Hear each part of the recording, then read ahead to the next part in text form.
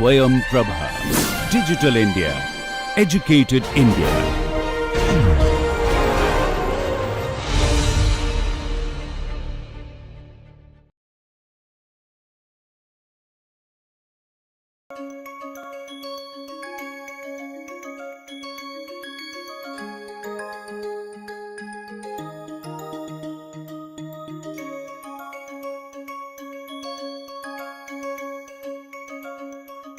Relative degree is defined so that it tells you in which derivative of the output you get the input. Okay, h is the output function, right? So you keep taking successive derivatives, and these are the terms that appear in the, connected to the control in the successive derivatives. Yeah, this is what will happen. You will get h, the derivative will contain LGH multiplying the control. In the second derivative, you will have LG LFH multiplying the control. And if you keep going on and on, the r minus 1th derivative will have Lg Lf r minus 2 multiplying the control. You can see the pattern, right? It's pretty easy, right? Lg Lf, Lg Lf square, Lg Lf cubed, Lg Lf r minus 2, right? So until r minus 2, this is 0. Yeah, you take one more derivative, the term multiplying the control will be Lg Lf r minus 1. That's not 0. So in the rth derivative of y, you see that the control appears. Okay, so this entire business is to codify in what derivative control appears. Yeah, that's what I've written here. Y is h, y1 is LFH, y r minus 1.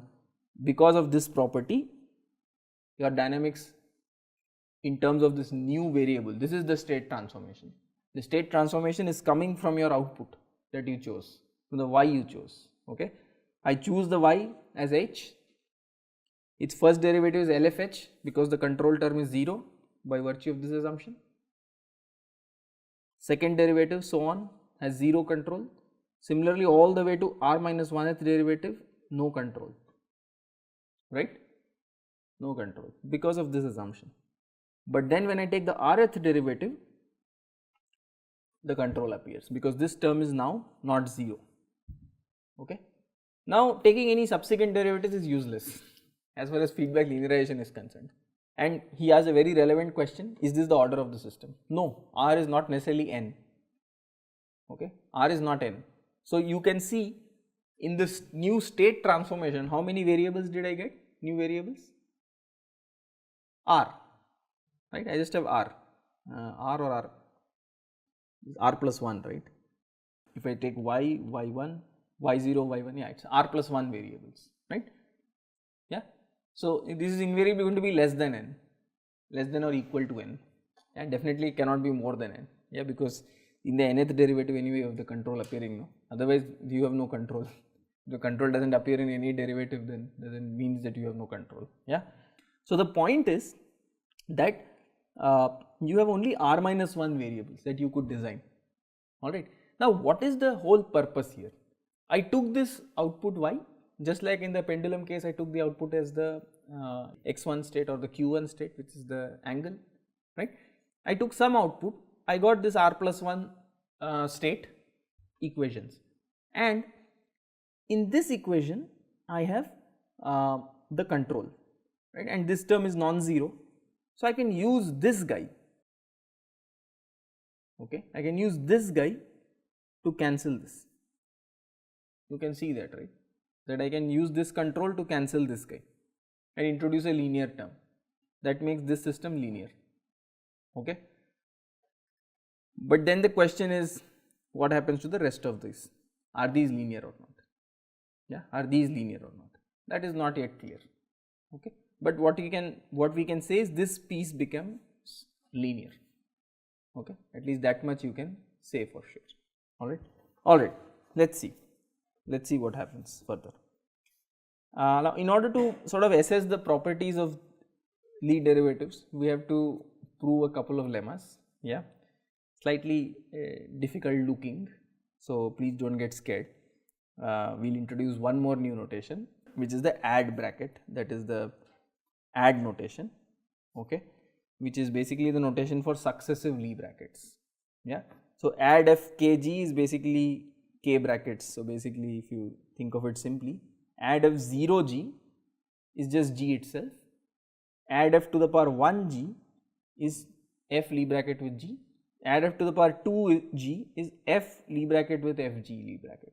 Okay, it's a successive Lie bracket notation. Yeah, again, why are these important? From a controllability perspective, you can move along successive Lie brackets also. So it's pretty cool actually. If you think about the geometric implication of this, it's saying that you can move along f and g, and you can move along Lie bracket of fg, you can move along successive Lie brackets of fg. So these are the directions in which you can move. So again, we will look at that later, or we may not look at it, so let's not worry about it. But we will use this in the proof of when we can do feedback linearization. So we need this result which says that if you have these quantities to be 0, all these quantities to be 0, and notice these quantities are 0 for up to k equal to r minus 2, right? This first result is equivalent to the second result, is what we are saying. Okay, the first one we already have by this, by the relative degree assumption, right? So what we are saying is if the first one holds true, then so does the second one. Okay, again we will use this in the proof, so bear with me, it is a bit technical, but look at the expressions. Here you had LG, LF1 all the way to LFK, yeah, and this is this being 0 is equivalent to, we are saying, LGH, LFGH, L add FKGH. Okay, so here if you remember, the Lie brackets is also giving another vector field.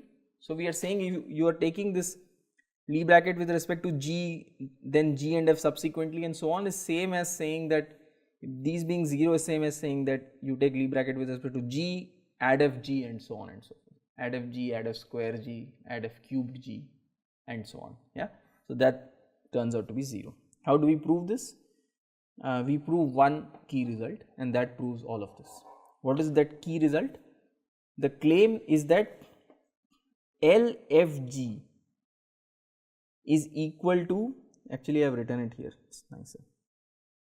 The claim is this: Lie bracket, sorry, the Lie derivative with respect to Fg is the same as LFLG minus LGLF times H.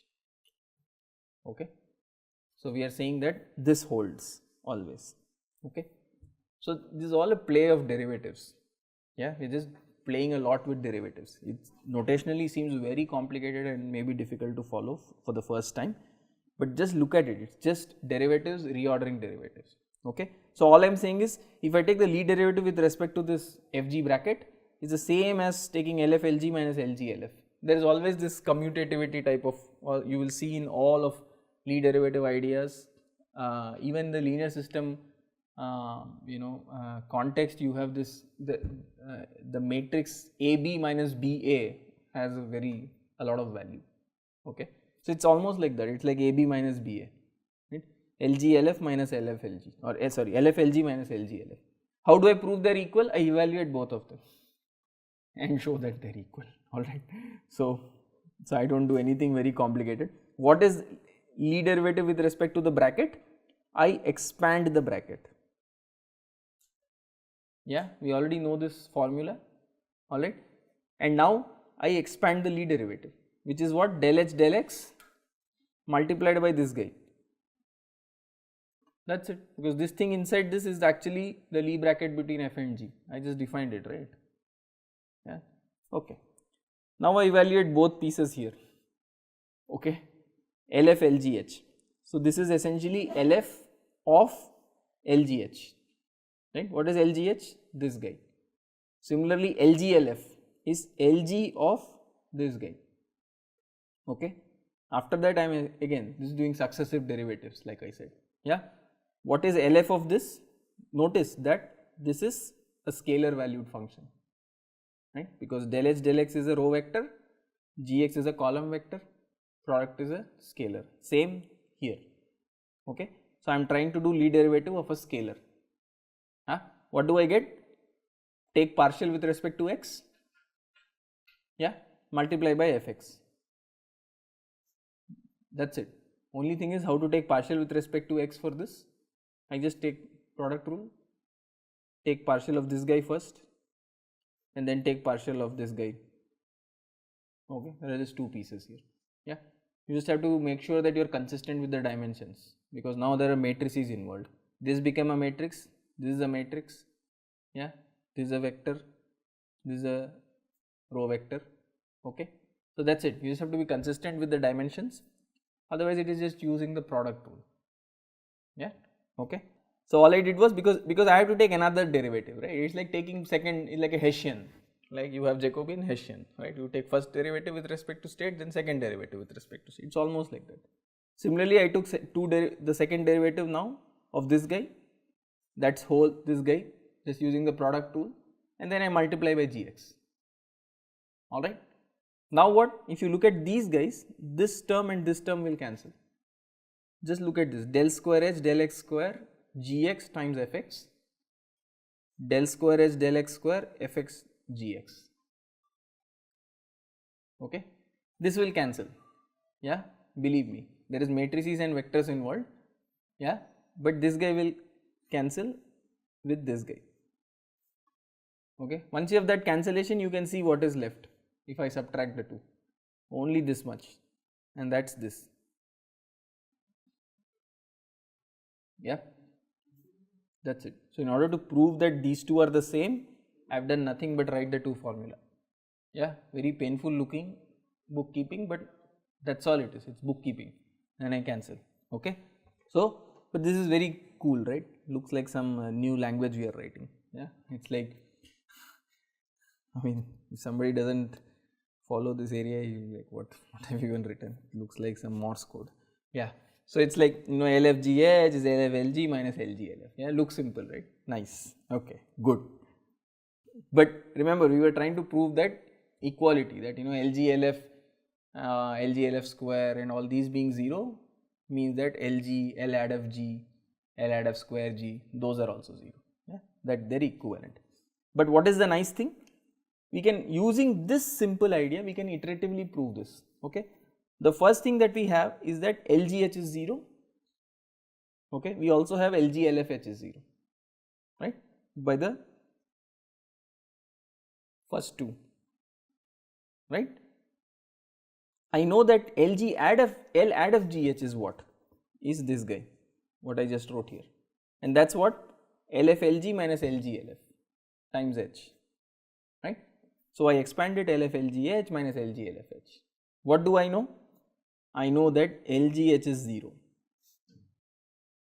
right.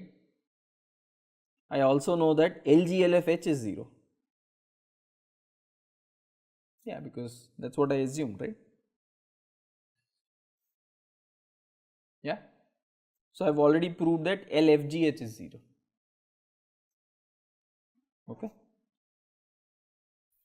Done. Okay. So once I have this nice formula, this entire proof goes through very smoothly. Okay. Now if I want to do the second level, we are not going to show too many levels, I think until second level. What is the add of square G? It is LFFGHX. Okay. Again, just painful looking, but math is not complicated. Yeah. This is actually a Lie bracket. So this is LF LFG minus LFG LFHX. Again, by using the same formula. Yeah, because you can do this with any two vector fields, right. I have F and I can think of this thing as G now, the new vector field, right. So I can keep doing this with any vector, LF LFG minus LFG LF. Okay, I can keep doing this again and again, right. Now what? Now I can expand this. This is L add of G. This is basically the same as L add of G, right. Similarly, this is L add of G and LFHX. Now notice that LFH is already 0 by the first step itself, right. We already have LFH is 0. We've already assumed LFH is 0. Yeah. Now what we are left with is L add of G LFHX, this guy. Yeah. No, did I get that right? No, sorry, I did not get that right. I apologize. We know that L add of G HX is 0, we've already proved that. Yeah, I'm wondering why do I need the next step, because I already have LFH also to be 0, right. So this term is actually 0, I should be done anyway. Yeah, I don't think I need this additional step. This additional step is not needed. See, because L add FG HX is already 0 by this guy and LFH is already 0 from here. What did I miss? What did I miss?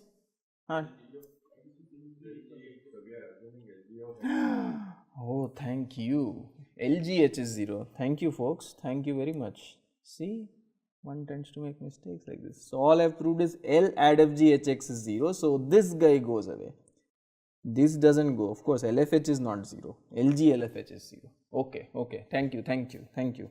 Alright. So, all I am left with is this guy. Okay. What do I do with this guy? I expand this again. L add FG, I expand again.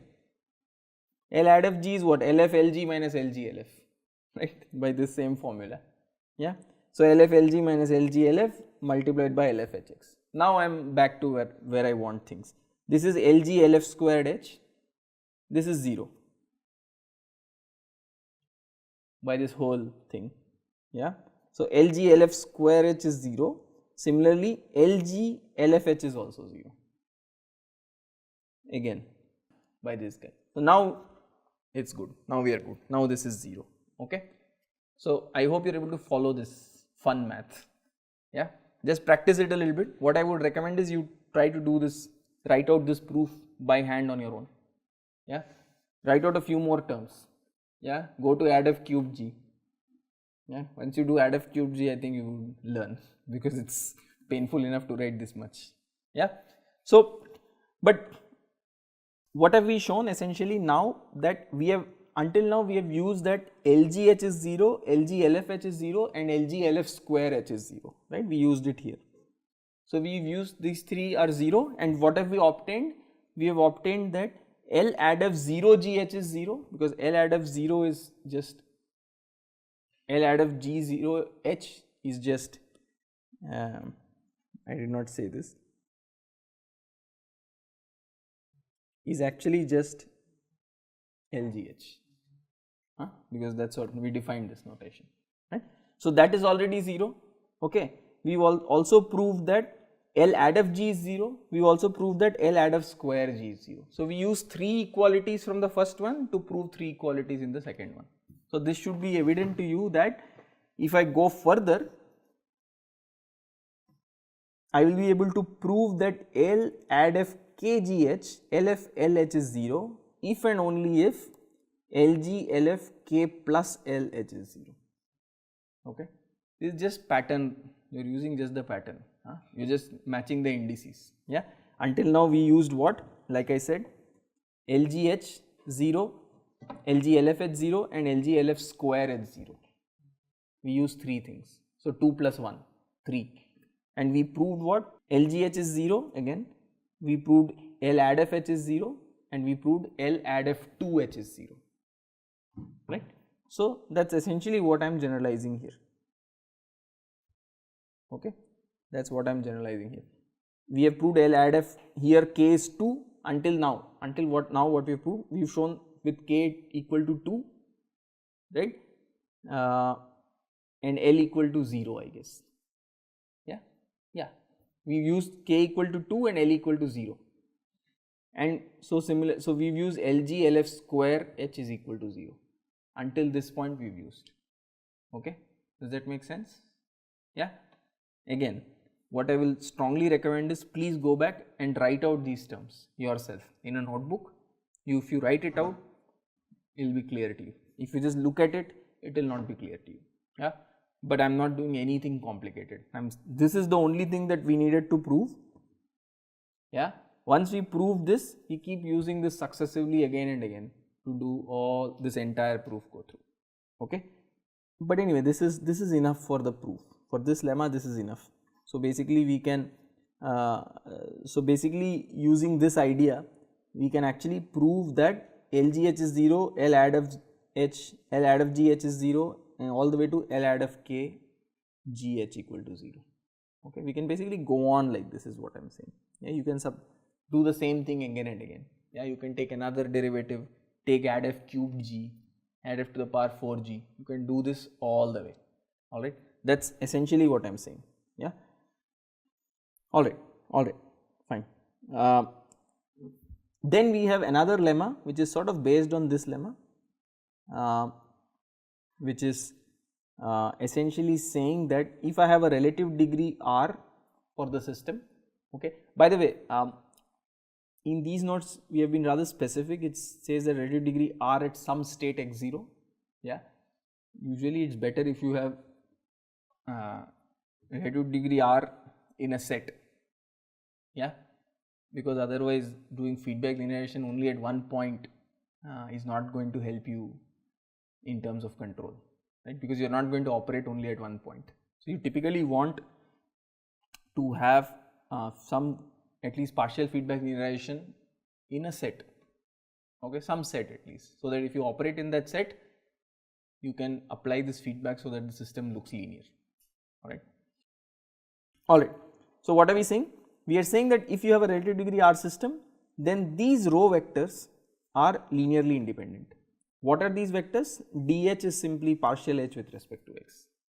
Okay, this is just the small d notation because this is h is a scalar valued function. When I had the matrix G, when I had vector fields G and F, then I use the capital D notation for the Jacobian. Okay. So again, these vectors should look familiar to you. This dh, dlfh, and so on and so forth, because we have been taking partials of we have been taking these partials, right? This comes up in the first derivative of h, right? This will come up in the second derivative, and so on and so forth. Yeah, you keep going on and on. This will show up in all the derivatives. That's essentially what these vectors are. Okay, it will show up in successive derivatives of the output. Yeah. What we are saying is that these successive derivatives until the r minus 1th, again r being the relative degree, these are linearly independent. Yeah, if you say that your system is relative degree r. Okay. How? Okay, how? How do we claim that? We claim that by doing a matrix multiplication. Okay, I will just go to the sort of the end. We use this. We want to use this. Yeah, that is rank of product of matrices is equal to the minimum of the two ranks of each of the matrices. So this is what we want to use to prove that these are linearly independent vectors. So what we do is we construct a matrix out of this, right, because these are all row vectors. So I construct this matrix, right, out of this, right. So this matrix, yeah, and I multiply it with another matrix. Okay, and I look at the rank of the product. Okay, so let's see. What we are saying is this product is this inner product is actually equal to this. This is not difficult. Just look at this. This DLFIH is basically this guy. Yeah, it's just whatever is this D. D is just replace D by the del x. Right. So I am just doing del x of this guy. And that is sort of multiplied by this. Inner product in our case is just vector multiplication or matrix multiplication, right. So if you multiply these two, this is just the Lie derivative, right. Yeah, this is how we have defined Lie derivative. Okay. Why? Because this is a scalar valued function, right. Any Lie derivative of a scalar value function gives you a scalar valued function. Okay. So this is a scalar valued function. I took partial of that function and I multiplied it with a vector field. That is the Lie derivative, right, with respect to this vector field. So that is what it is, L add f g multiplied by LF. Yeah, the only difference is there are some indices here. Here there is I add f I and here there is j. That is all, just to account for the fact that you could have LF square or you could have add f3 and things like that. That is it. Yeah. But other than that, this notation is the equivalent notation of taking the Lie derivative with respect to a vector field. Okay. If I put I and j equal to 0, what will I get? Just to see if you are following. If I and j are 0 in this expression, what will be the left hand side and right hand side? What will this term be for j equal to 0? If j equal to 0, what is this? What is LF0h? Is h. LF0h is just h. Okay, when I put the power as 0, it is just h, no derivative, 0th derivative. Yeah. So LF0h is just h and d of h is just del h del x. Okay. Similarly, if I is 0, what happens? What is add f0 g? G. Nothing happens. Yeah. So that will be basically inner product between del h del x and g. What is that giving you? What is the inner product between del h del x and g, or product of del h del x times gx? What is that? LGH. Okay. That's what this is. You can do it for different powers. That's all this expression is. Nothing too complicated. It's just saying that, again, unfortunately, notationally so complicated that you have to wrap your mind around it. That's why I'm saying, please go and write it out. Yeah, please make sure you write this one out by hand in a piece of paper. If you do that, you will follow it. Alright. So what do we know?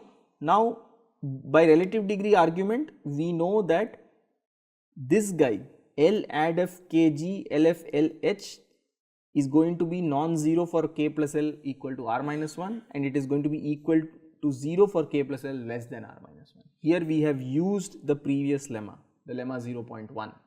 Yeah, because the lemma 0.1 says that if you have this happening, you have this happening. Yeah, and what is this? This is what I have written just now. It's just saying that it's using this what I wrote here. Yeah, it's just using this. Yeah, basically just by using that successive LG LF square is 0, I will be able to prove that as many L add f g h are also 0. Okay, that's essentially what. Therefore, we know that LG LF square is 0 until r minus 2, r minus 2th power, and so therefore I will get similarly 0 here. Yeah, until r minus 2, and then for r minus 1 I will get non-zero. Okay, that's exactly what I have written. Okay, until r minus 2 it's 0, it's less than r minus 1 means r minus 2, because this is integers. Yeah, and this is non-zero at r minus 1. Alright.